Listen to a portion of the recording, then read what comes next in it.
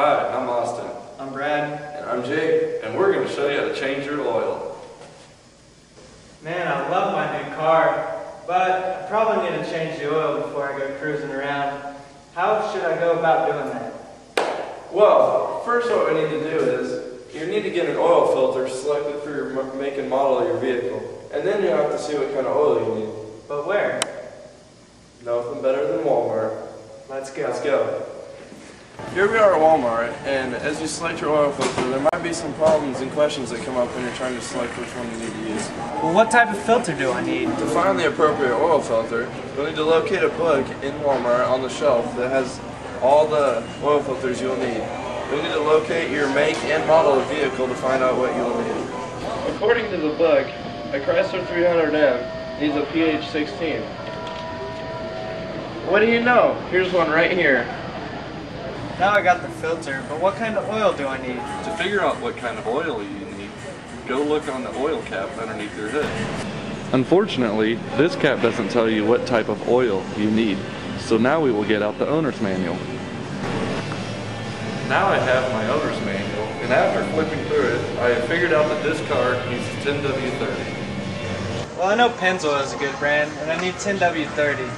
Oh, here's some right here. You're set. Really?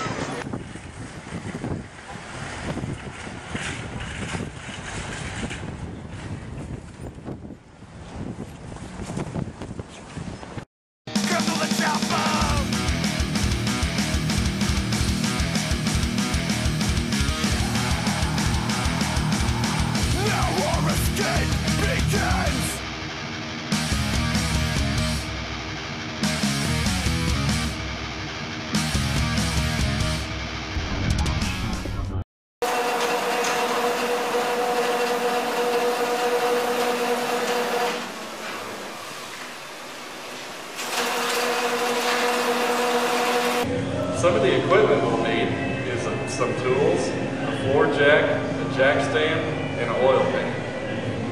Before you jack up the car, find a good solid piece of frame to put the jack underneath. Otherwise, you may damage other parts.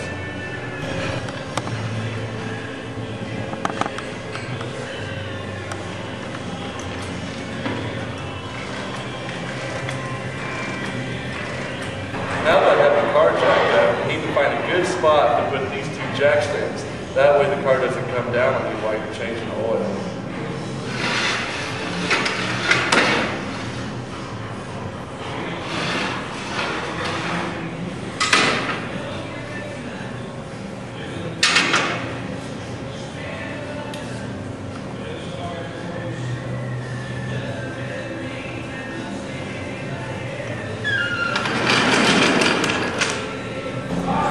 After locating your oil plug and locating the correct wrench to fit it, move your oil pan underneath the car as so to collect your oil as you remove the bolt.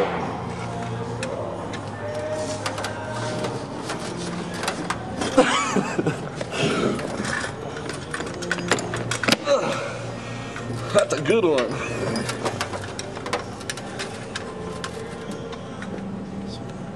This may get messy.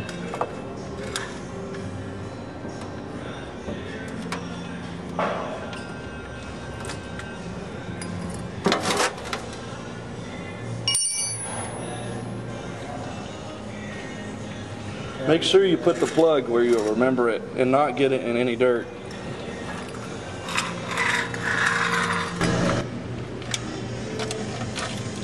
Alright, I think it's loose enough. We'll take out the hand, which I will now put the other plug back in so we don't drip any oil on the floor.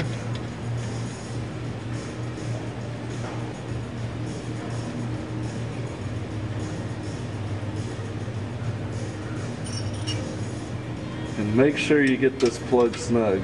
Don't over tighten it, but if you don't tighten it at all, you're going to end up losing all your oil going down the road. And that's not good. And that's bad.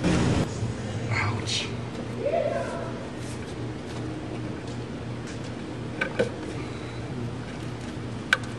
And that is the coolator with the oil filter.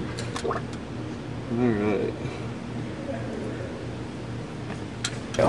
Now that we have the old oil filter removed and we're going to put the new one on, but before you put the new one on, make sure you take a little bit of oil and rub it around the rubber seal of the oil filter. This will ensure a good seal to the block every time.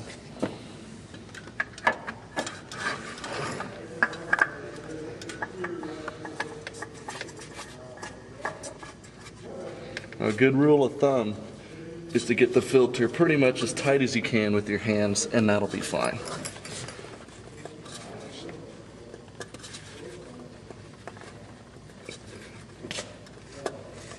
Alright, good enough. Now that we have the oil plug back in, and it is tight, and we have the new oil filter installed, we can let the car down and remove the jack stands and put new oil in.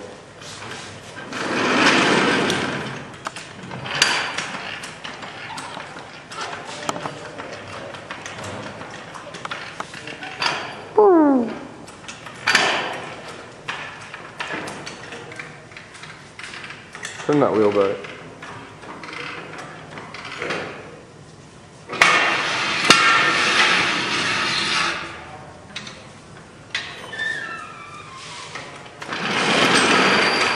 According to the owner's manual, this car takes 5 quarts, which is why we bought the 5-quart jack.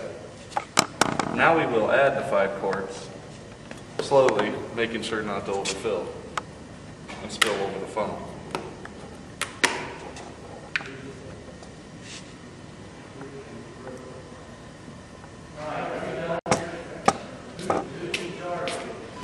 When you turn your ignition on, all the gauges will show, and there's your oil pressure light as shown. When you start the car, it should turn off within 5 seconds. That one turned off, that means we have oil pressure and everything is working properly. Now that your car has had a few minutes to sit without running, we're going to check the oil, make sure it's at the proper level. Sure enough, it's right on the max line, which is right where we want it. Be sure to properly dispose of your oil and oil filter. This is our designated room. There we have a can for the oil filter, and here is a barrel for the oil.